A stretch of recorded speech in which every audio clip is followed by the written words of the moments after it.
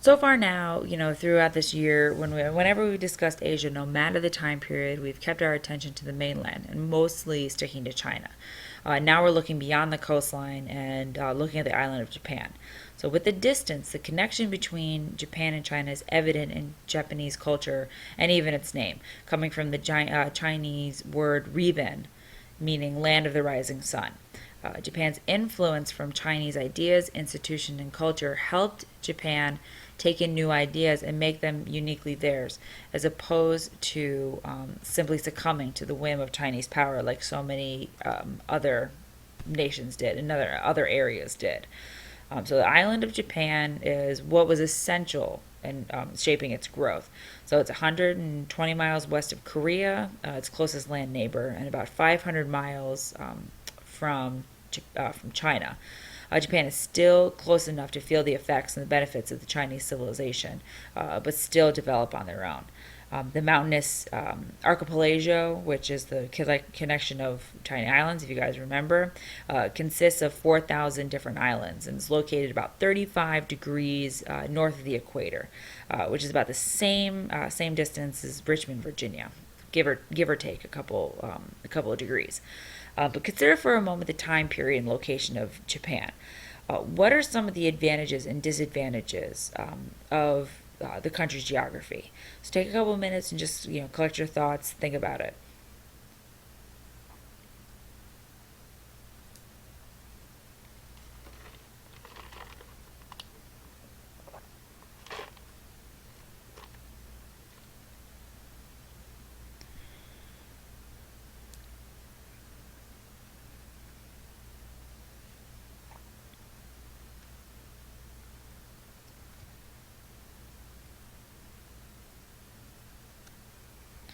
Here are some of the things that I found.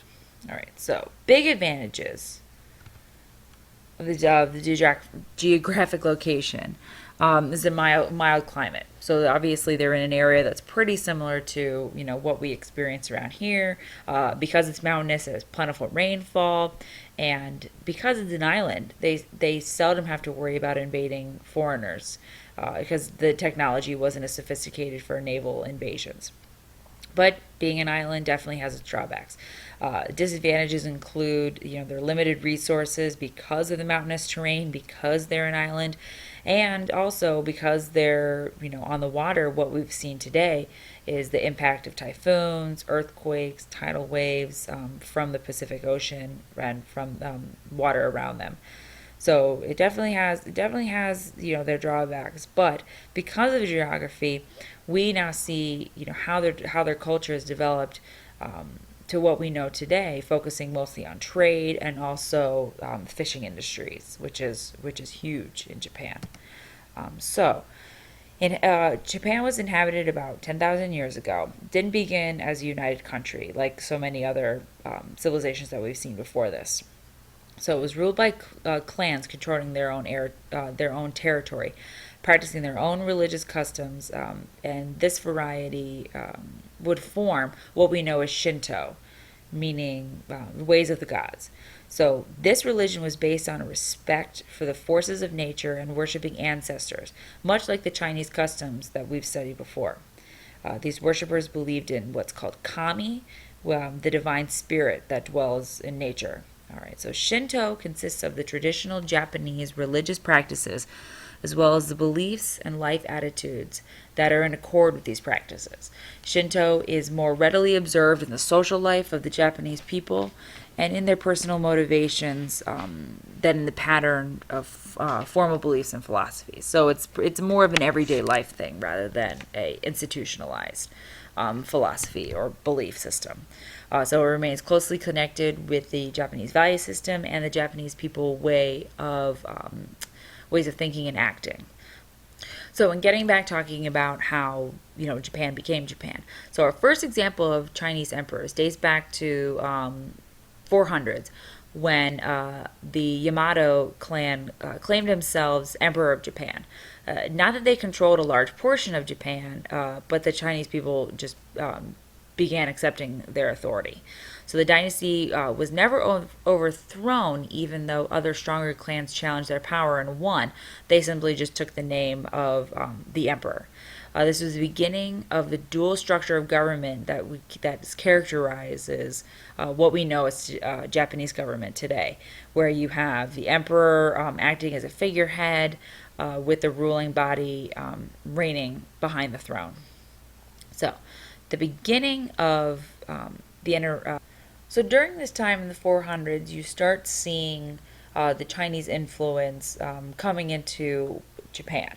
The spread of Buddhism reaches Japan in the mid 700s as the imperial court officially recognizes it as its official religion. So, what parallels do you see between the Shinto religion and Buddhism? Think about that. Jot down a couple of things. I'll give you a couple of seconds to do that.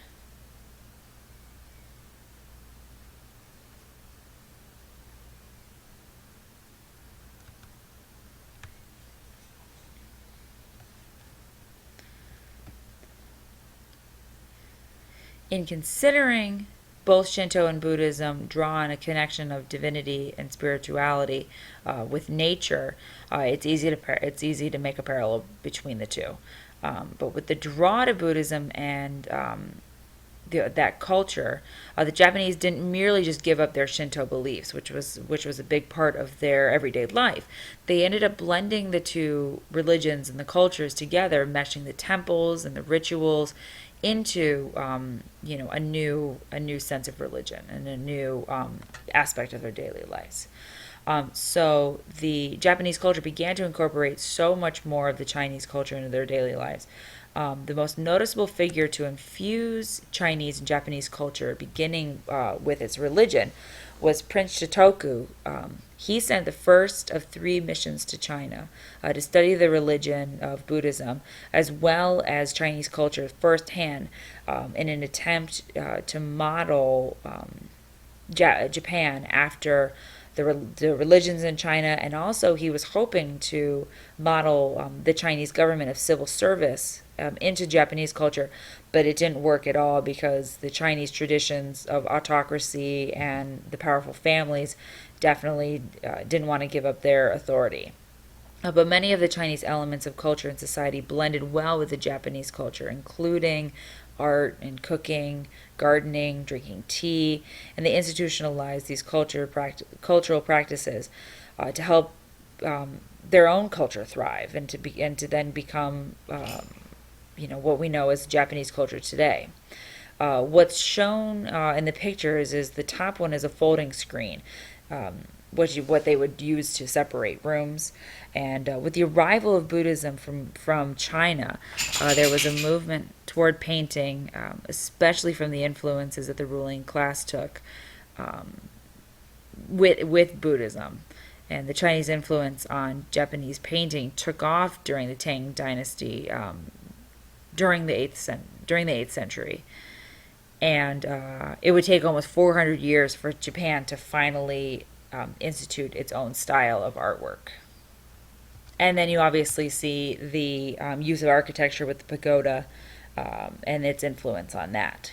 So, in the late 700s, we see a movement from the imperial court from Nara to Heian, which is beginning the highly refined court society that we know as the Heian period, which lasted from 794 to 1185 AD.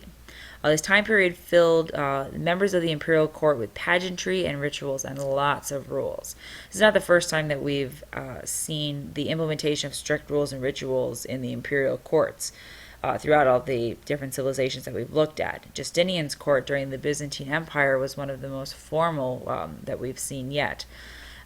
So in thinking about that, what are some of the purposes for rituals and rules of the imperial court that you guys can think of? Just to give you an example while you're writing stuff down, some of the rules that members had to become accustomed to were the length of their sword, the colors that they could wear for official robes, address forms, the number of skirts that a woman had to wear, different things like that. It was pretty interesting is that many women in this court had to wear up to 12 dresses at a time, each one of them a different color. So, how we know all of these things is well, some of the best accounts that we have are the diaries and novels of the women of the court. And the most noticeable one was The Tale of Genji, written by Lady Murasaki Shikibu. All right, so considered to be one of the world's first novels, she describes the life of a prince in the imperial court in her novel. It gives us an account of, and not only gives us an account of life, but it primarily focuses on the women's lives. So examine the picture on the slide. What do you think this tells you about a woman's lifestyle in the Heian court? All right. Do you think woman spends a lot of time grooming? What else did the women of court spend their time doing? What does it look like? What kind of activities is she participating in? Now, during the Heian period, Japan was strong and was governed well, but in the middle of the 12th century, wealthy landowners began to challenge its strength by building private armies and creating dangerous and lawless rule of Japan, which then created a feudal system of government. Now, a feudal system is basically where you have these warlords, these wealthy landowners, that then are abusing the peasants that are in their area. So the peasants who don't have a lot, and they don't have a lot of land, what they have to do is they basically give up all of their land in order to be protected from the other warlords that are looking to punish warlords that are in their area. So then, warriors are hired, and then the peasants have to pay for the warriors, and so on and so forth. So what you have now is what's being brought on is this emergence of the samurai culture, which I'm sure you guys are all familiar with. All right, so these warriors, whose role in Japan lasted from the late 1100s and all the way into the later 19th century, have some of the fiercest reputations throughout history as brave and loyal, and mostly important, they're fearsome warriors. Their ferocious iron masks were not only used for protection, but also aided them in frightening their enemies. Their mobility and fluidity with their razor-thin curved swords was enhanced by the individual and elaborately decorated iron plates on their armor. Samurai, which means one who serves, were loyal bodyguards that surrounded the feudal warlords in protection and lived according to a code of behavior called Bushido, or the way of the warrior. So in following Bushido, samurai were expected to show reckless courage, honor the gods, show fairness, generosity towards those who are weaker, and to die an honorable death. So what was it about the Bushido that made the samurai such a fierce warrior to encounter? Take a couple seconds, think about that.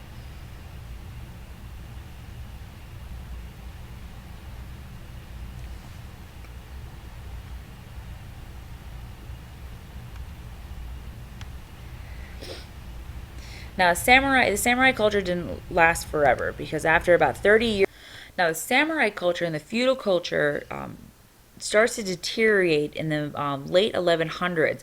So the role of the samurai ends up turning around about 30 years of war during the 1100s in a battle between two powerful clans, which end up with the Minamoto family winning the feudal war.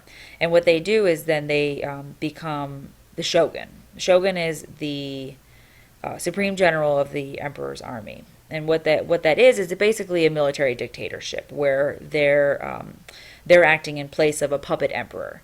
So what then happens if the shogunate takes control? They end up having to fight a battle between the Mongols, who are trying to invade Japan, and they end up draining their treasury because of it. What happens then is that they're unable to pay the samurai who were helping them defeat Kublai Khan, who was the Mongol emperor. Samurai then all of a sudden start turning on turning on the shogunate. So you almost have to wonder, why do you think the shoguns chose to rule through puppet emperors rather than simply seizing the imperial throne themselves? And that's the last question that you pretty much need to think about when we're talking about classical